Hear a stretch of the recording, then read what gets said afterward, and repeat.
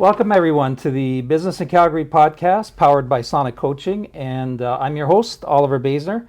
I have the honor today of introducing you to someone that you may have heard of. She's been in Calgary a while, Carla Amthor. Did I pronounce that correctly? Excellent. She's the president and CEO of Focus on Caring here in Calgary. And Carla was selected by Business in Calgary as one of the 2024 Leader Awards. And so, first of all, congratulations on being selected for that award, Carla. Thank you very much. Truly an honor. And, just to give our listeners a little bit of a background, the judges said that characteristics that stood out were creativity, imagination, and a commitment to the community. Leaders were very committed to making our community stronger, healthier, and more vibrant. Talk to us a little bit about Focus on Caring.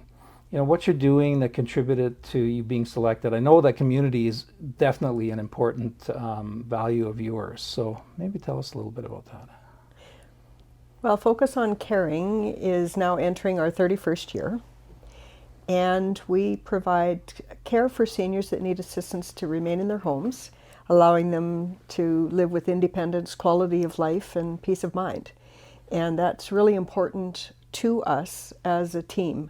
We have about 80 employees, and Impressive. My main team is absolutely committed to serving the demographic of people that we believe are the most valuable members of our society and deserve all the respect and love that can be offered to them. And we're just really grateful for the opportunity to be the ones to serve. Yeah, just an amazing commitment that you have to the seniors. And I know I read a little bit about your history and the background, and you have a real passion for that as well yourself, and being of service to them. Most definitely. And we're all a product of the environment that we grow up in. Yes. And I grew up in a home where I didn't ever have the gift of a grandfather. Both of them passed away before I arrived. And my one grandmother, my maternal grandmother, effectively lived with us. Right. Not literally, but she was there all the time. Yeah. And I was acutely aware, even as a child, that if we hadn't been there for my grandmother, she would have been all alone. And I think that carried through for me. And so to allow me the opportunity to serve in the way that we do is like a gift of time, a gift of quality of life. When I was 18 years old, I was actually working on my accounting degree, and I was not making enough money, and I needed extra money for courses. Right. And what I decided to do, with my mother's urging, was to sell Amway, and it provided me with enough funds to be able to pay for my education. Right. And I was always looking. It's funny you said creativity, or the judges said creativity. Creativity, yes. I was always looking for ways to up my game, and I decided that at Christmas time there were a lot of shut-ins down on 9th Avenue in seniors' apartments that Right. maybe couldn't go out and go Christmas shopping. Yeah. So I got permission to set up a table with Amway products in the lobby of their apartment building. Oh, really? And That's creative. we can laugh about that, but Amway wasn't just soap. And at Christmas they did come out with some really Right. unique products. So we set this table up, and my mom went with me to help, and I actually did pretty good. It paid for a semester of schooling, and we would move from building to building. But I set up a gift wrapping table, thinking that could be an extra service Sure. I could provide. Yeah. And it hit me really hard, because one of the people that I asked, after they'd purchased whatever they were buying, I said, "Would you like me to wrap that for you?" And it still gets me, because the response was, "I would love that, so I'll have something to open on Christmas." Wow. And it stayed with me all of these years, that Of there course. are people that have family. There are people like my grandma who only had us and no other family. Or there are a lot of people whose family don't live here, or they just don't have family and they're alone. Right. And I feel like it's a generation that in some ways have been forgotten or set aside as if they've served their purpose, and so now, what's next? What's Right. next is typically a facility, or Of course. Yeah. move out of your home and give up your familiar surroundings and your treasures and your memories and move into this little room here, and we'll provide you with your meals. And that doesn't feel like quality of life. Right. And it doesn't feel like that's the level of which they deserve to live their life. So you're really, I mean, what you're doing is you're really allowing seniors to stay home as long as possible without having to move into a facility, move into a seniors care home. 100%. And we actually provide care right up till end of life. So Right. they don't have to go to hospital, because we have RNs on staff that can be providing care right within their home. Or they don't have to go to hospice if they have deteriorated to that point. If they choose to be able to remain at home and familiar surroundings with family around them, that's what we provide. So we're just Fantastic. It's a level of giving that I have to be grateful for my staff, because the power in that level of giving is inexplicable unless you've been on the receiving end. And in fact, I have. Both my mom and my dad ended up, Right. I put in care from my own company Right. at the very end. And it was really probably- wonderful. You're probably grateful you were even able to do that for them. Absolutely. And if I hadn't had this company, that would not have crossed my mind. Right.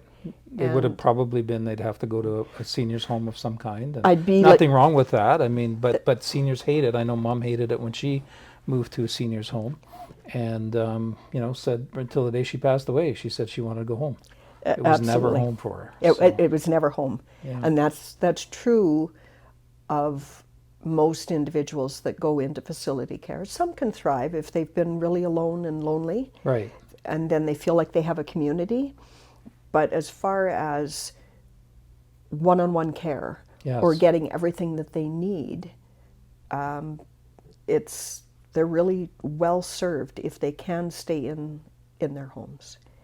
And Fantastic. fortunately, with the changes that have been made with healthcare in Alberta, there's been programs implemented post-COVID that have created funding to support people that want to remain in their homes. That normally wouldn't be able to afford it, probably. Absolutely. And that's important to me too, because then we're not separating our demographic between those people who can afford it and those people who aren't really offered a choice, because the only choice is to go to facility. Right. And it's on a one-on-one basis, so everybody's different, but those opportunities are there, and we partner then to be able to support them at that level as well. Yeah. Now, I'm going to jump into the business part a little bit here, so our listeners can maybe get a little bit of a few nuggets from you, because obviously you've had some ups and downs probably with this business over the years. One of the things that you've said in the past is that your leadership style is thinking outside the box, and that's a fantastic way of looking at things. And so, what does that mean, and how's that helped you grow Focus on Caring? Oh, thinking outside the box is the greatest gift I ever received. Every situation is different. And healthcare really is an industry that is defined by rules. Right. You can only do this, or you can't do that, or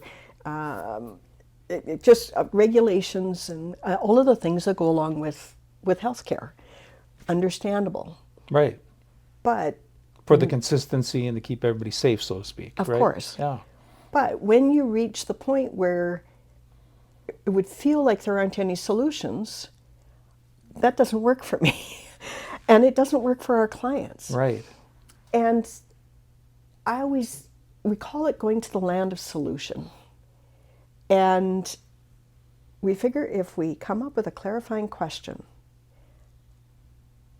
and not look at the obstacles that are in front of us, and we go to the land of solution, we say it all worked out, what does that look like? Right.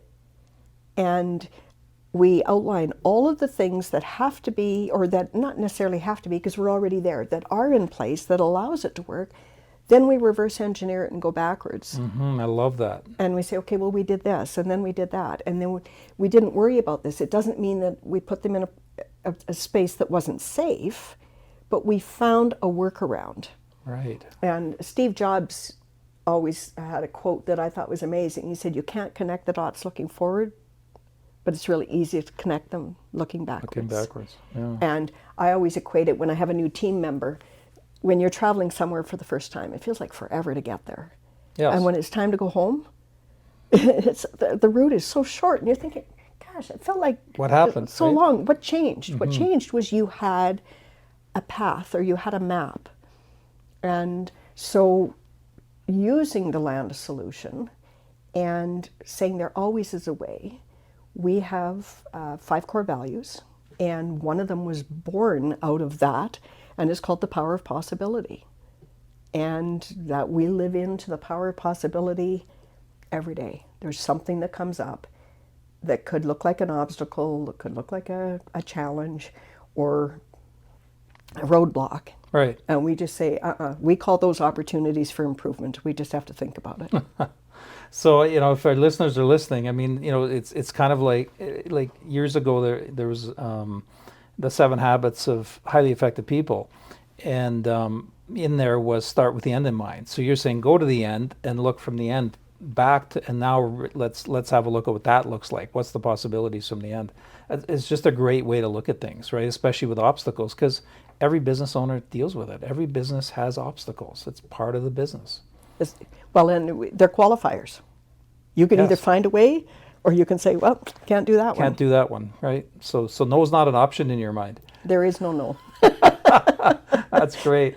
One of the other things, you've said is good is the enemy of great. And Sonic Coaching, I mean, you see it here, one of our one of the things we always say is break through to great, right? It's exactly, you and I are aligned in our thinking there. So I actually believe good is the enemy of great as well. So tell me and tell our listeners about that a little bit. Like, how do you prevent that from happening? You've got a team of almost 80 people now, right? Some of them could get complacent, could be okay with good. Not in our business, not at my company. We have such an amazing culture of great. And everybody that's on my team strives for great.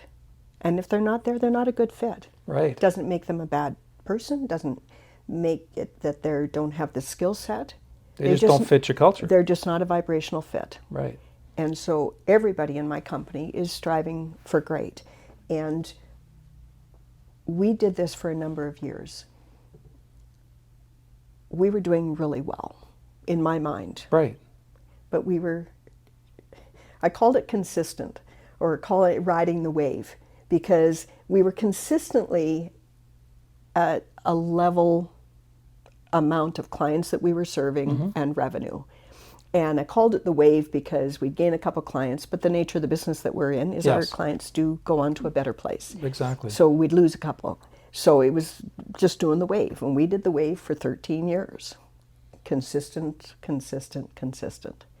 Because I had a mindset that I could not grow and I could not serve more people because my clients pass away. Right. And when I blew the doors off that thought process, the work we do is amazing. We're serving at a level that is exemplary. Why can't we grow? And when that hit me, and I realized that there was no limit. I was putting the limit on it because we were doing good. So good truly was the enemy of great, because I thought if we could just maintain that, we were doing really well. Within 4 months, we grew, added 70% business onto our business. From when that time you had that mindset shift. Yes. And what, if somebody's listening and they're going, well, I've got this thought, and how do I shift it? Like, I mean, you could say you can shift it, but how did you really shift it? What did you do different? I created a vision, which I believe is essential. And my mother, I mean, I grew up on a farm, a country kid. My mother always had a saying was, if you don't line up the sights Right. on your gun and you don't have a target, A, you don't know what you're aiming at, and you're never, if they're not lined up, you're never going to hit it. Exactly. And so create a vision. And the vision is something beyond what you're already doing. Otherwise, it's just a plan. Right. A vision is something out there that you do not know how to make it happen, but that's what it's like a burning desire that that's what you are going to be able to do. Mm-hmm. And then you just start working with the end in mind, and as long as you are continually working towards that vision and you're not distracted by this shiny object or the obstacles that pop up, because trust me, there's a lot of them.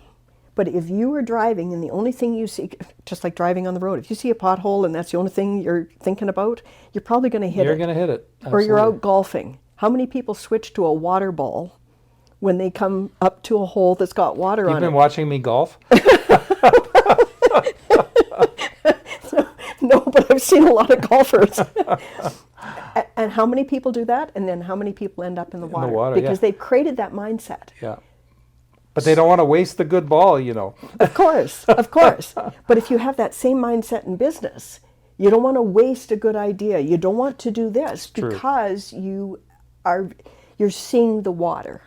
You're Right. not seeing landing on the green on the other side. Beyond, absolutely. And so we do that all the time at work, and my team is amazing.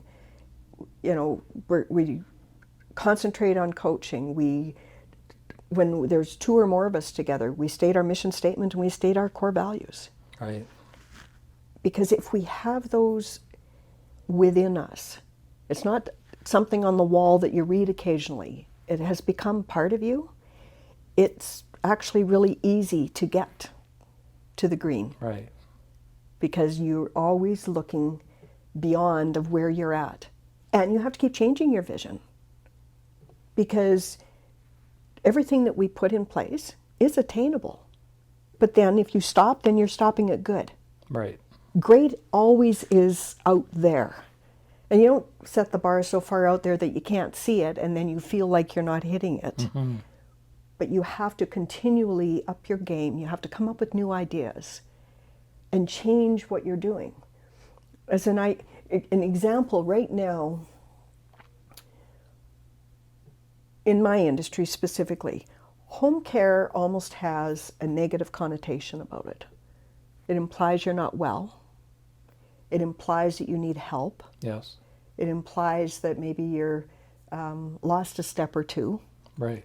And a lot of objections to that. Well, I don't need that and right now. to some degree, people don't want to admit that sometimes, right? 100%. They either don't want to admit it or it's their stumbling block. Right. To be able to get to there. And because they equate it to being something that is a negative Or lesser than, maybe. or less than, Yeah. it's easy for them to then want to put the brakes on and say, well, I don't need anything like that, but my neighbor sure could use your help. Yeah, go next door. And we get that a lot because they can see it in somebody else, but they don't necessarily see it in themselves. Right. And so how do we bridge that? Change what it is that we're presenting by presenting it differently. So we have lifestyle assistants. We have personal assistants. We have an array of people that are support that allows somebody to, instead of just doing the selfie and only seeing themselves, but to be able to see the whole picture. Right. And realize that it's not just that I'm missing a step or I'm sick right now or something like Right. that. To be able to say, I would love to have an amazing quality of life. And if I have an assistant, I can make that happen. You know, there's probably some 30-years listening right now saying, I could use that. Truth of the matter is, I would love to have a personal assistant. Exactly. Where do I sign up? You know, one of your core values when I looked up your core values online is fairness. I don't see fairness very often as a core value, so it really resonated with me to ask you about that. What's important about fairness? Why is that one there? Because you could have picked any word. I think fairness is important because A, we're serving a demographic that could be considered forgotten. I don't believe that's fair. Right. We're serving people that may or may not be able to have the extras of having the support that they need. I don't think that's fair. Right. Heck, I could say sometimes life isn't fair. Mm-hmm. You go through and then all of a sudden you have an injury or you have an unexpected something that kind of derails you because you're thinking you're going to be living your golden years and all of a sudden there's a hiccup. Or a university student wrapping a gift because that senior's not going to get a gift, so they're getting their own gift wrap. That's not fair. That's not fair. Right. And so I just think that anything that we can do to level that out, Right. and bottom line is serve and be grateful. I think that you can go a long way in life if you put those high on your priority Yeah. list. For sure. I agree. No, thank you for sharing that. Like I said, it really tweaked me when I saw fairness, and I've seen a lot of core values in different companies over the years, and so this one must resonate, and it obviously it does, right? And so I wanted to hear about that. Now, you know, you've been involved in the community from a very young age. That's sort of how you're wired. You know, for our listeners who have businesses or running companies, how important is it for business to be involved in community? And is it good for business to be involved in community? You're doing it every day. I think involvement in community creates a sense of belonging. It creates a sense of duty. And it comes back to serving. If you live in a good community, it's not all about what works for you. It's how do you help generate more for that community. Right. And like I say, I was a farm kid, so we grew up expecting to be doing lots of things. Mm-hmm.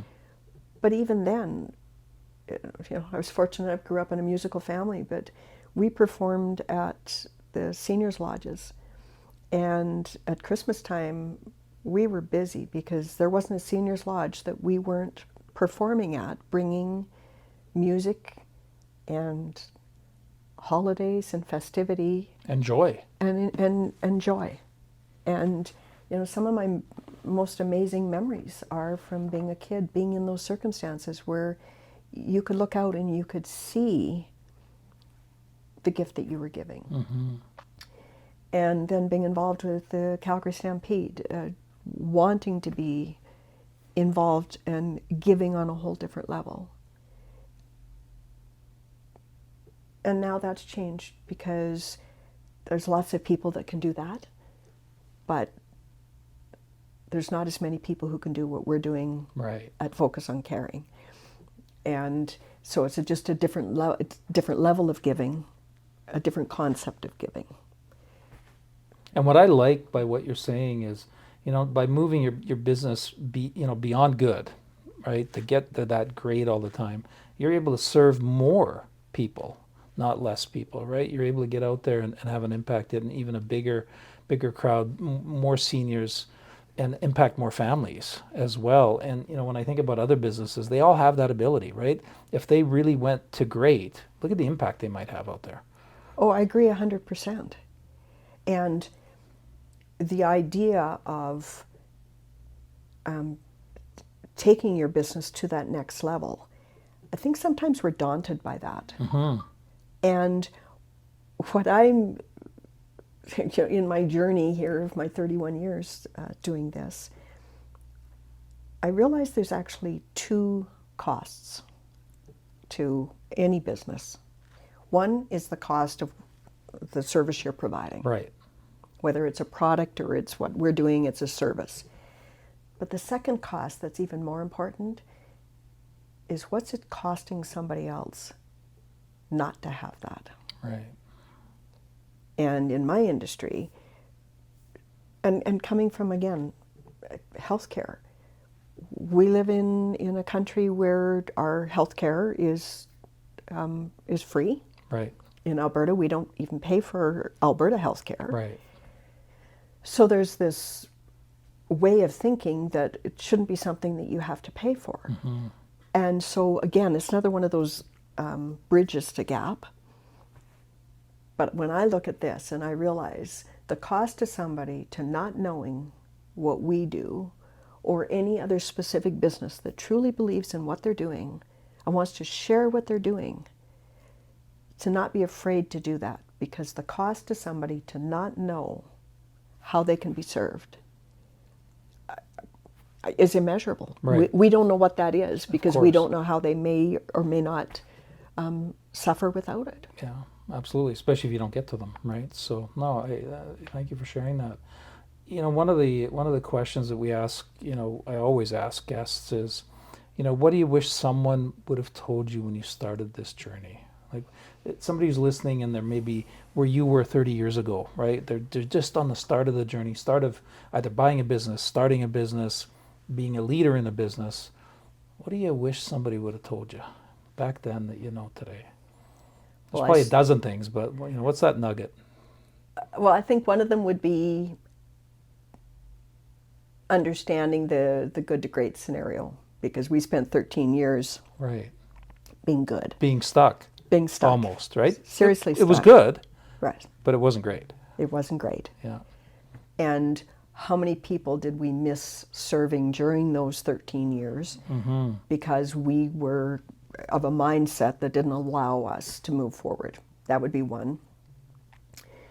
And I think the second thing would be discovering the power of possibility.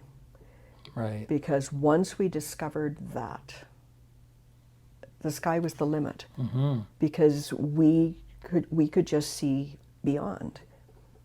And it was interesting how that came about. Is we had a referral for a fellow who was in dire straits. Yeah.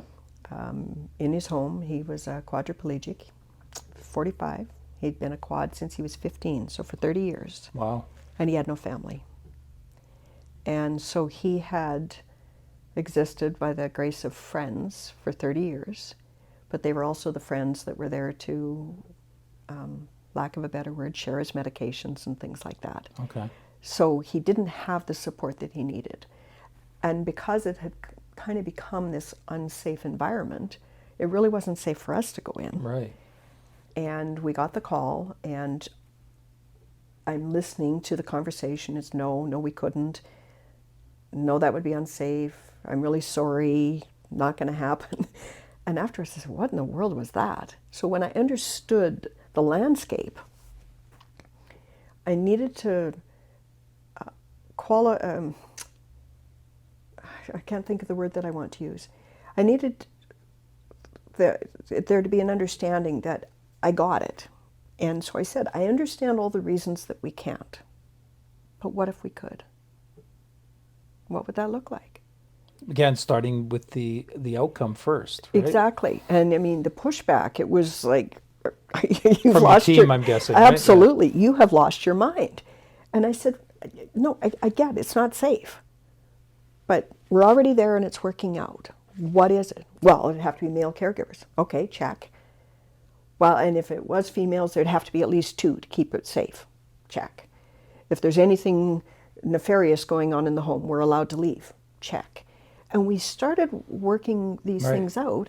And then we actually, for the first time ever in my business, we created an accountability statement where the client understood that if this behavior is going on, we're leaving. And if this Right. happens, you understand that you're leaving. So we could paint a picture of, this is what your life can be, or you can continue the way that you are. And you know, from the time we started care in there until we were no longer needed, we never missed a single shift. Wow. That's impressive. And probably impacted his life dramatically. Changed his life. Right. 180. You know, and the other scenario, and I know we're running short on time here, but you know, COVID was a terrifying time for everybody. Of And we're in course. an industry where we're taking care of immunocompromised individuals. And how do I keep my team safe? How do we provide care?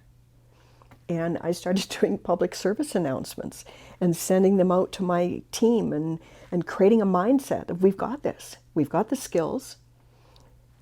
We know how to do this. Right. But in the meantime, we don't have hand sanitizer. We don't have wipes. We don't have PPE. We don't have... Because, of course, you couldn't get it. Nothing available. Nobody right? had anything. Yeah.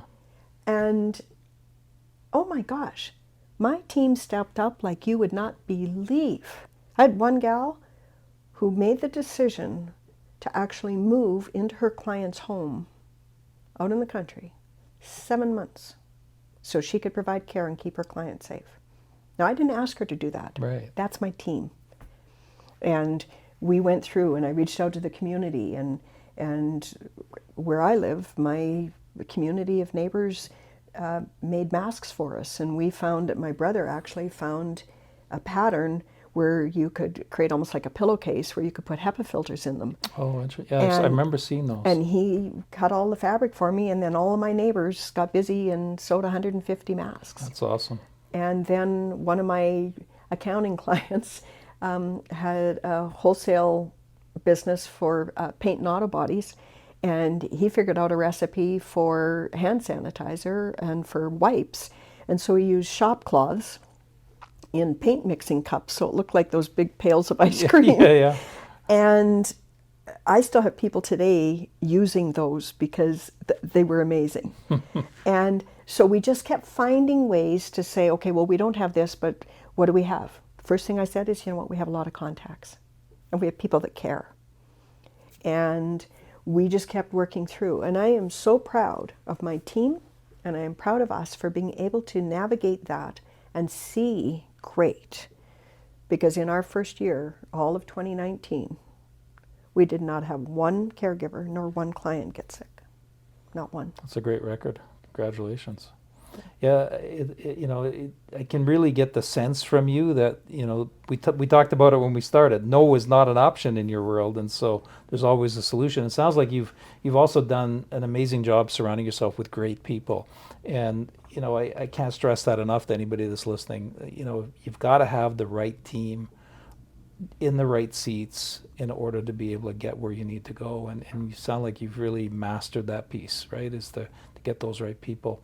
Now, one final question I have for you, and again, it's a question I always ask all our guests, which is, I'm a big believer that personal development and professional development are really one and the same. And so, what's been, your favorite, again, share a nugget with our listeners. What's been one self-development book or tool that you really would love to recommend, and, people should run out there and go get it? Oh my goodness. That's a big question, I know. So it is, and my list would be rather long because we actually have a business coach that my core team coaches with twice a month. And we study books so that everybody has to read certain chapters and then come up with what did that mean for them. Right. And it's never just about business. So it's like a business book club almost, right? In a way it is. Yeah. And it's just my core team. But the book we just finished reading, actually we're just on the final chapter now, is The 5 Dysfunctions of a Team. It's a great book. Patrick Lencioni. Yes. And being able to... The part that's really cool for this is you could look at that and go, oh, what, are we dysfunctional? Or what's your message you're trying to give us here? And throughout that book, you do discover you that see yourself in it, every right? team has dysfunctions. But then how do we move past that and get to the other side?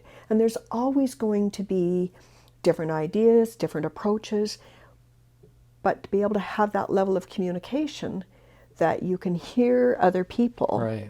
So many people spend time waiting for a chance to speak as opposed to listening to what the other person's saying and digesting that and have a contribution. So true. And because we're working on this book right now, I think we've all really, really enjoyed it because it has opened up levels of communication that weren't there before. Or maybe someone was afraid to bring something up, and so avoidance. So what I'm hearing is you are really committed to investing in your people's personal development, which is also professional development and help, and I've always believed in that myself with my team and my teams in the past is, if you grow your team, you grow your company. Yes, and without the extra knowledge from being able to be reading books, doing study, working with your team, I think you end up with people that aren't in the right seats. Right. Or you end up with people that aren't that are on your team that maybe aren't a good fit because you don't have the capacity to either A, recognize it, Yep. or B, deal with it in an appropriate manner. And I said earlier, and I'll say it again, I don't believe that anybody who isn't on my team at this point Right. isn't there because they were a bad person or they didn't have a wonderful skill set. It's just they weren't a good fit. It's not a great fit. Exactly. And if it's not a good fit for us, it's also not a good fit for you. Right. And I think it has to work for both sides. And so being able to have that discussion too, where it is equally about them as it is about us. And I think that sometimes gets lost when businesses are growing or developing a really good team. It feels personal when someone is determined not to be a good fit. Right. But if you limp along, that person's eventually going to leave you anyway. Mm-hmm. And Or take you down, potentially. Or take you down because, of course, one bad apple or a disgruntled apple can disrupt an entire team because it's all about energy. Of course. And so to be able to recognize that and, like I say, deal with it appropriately where they feel good about moving somewhere where it's going to better serve them. I don't have too many people that have left my team that have been upset about it in the end. Maybe they're upset about it initially, but looking back, it's always the right decision for everybody. Of course, and I've had the same situation where I've run into people years later. They've even shaken my hand and said, this is the best thing that ever happened to them. Now in the moment, it was the worst thing that ever happened to them. But they weren't happy. Right? They weren't happy, and they ended up finding a much better place where they were happier. So, man, thank you. Lots of nuggets today. So I love this. This has been great, right? So whether it's, start with the end and look from what's the solution and come back and I think you said reverse engineer it. Great way to look at that. I mean, you've given the the nugget of good isn't good enough, right? How do you get to great, right? And great, what does great look like? And having great people and getting the right people to be with you and helping the ones that aren't a great fit or even a good fit necessarily leave. So tons of nuggets. Thanks, Carla. So you've been listening to the Business in Calgary podcast powered by Sonic Coaching. I'm your host, Oliver Basner, and we've had the privilege of listening to Carla Amthor, who's the president and CEO of Focus on Caring. And if people want to know more, it's focusoncaring.com, correct? They can go right to your website. Yes. Thank you. Wonderful. Thanks for joining me. And thank you for the opportunity to share. Excellent. Well, continued success, and I'm sure you'll hear from some of our listeners. Wonderful. Thanks, Thank Carla. you.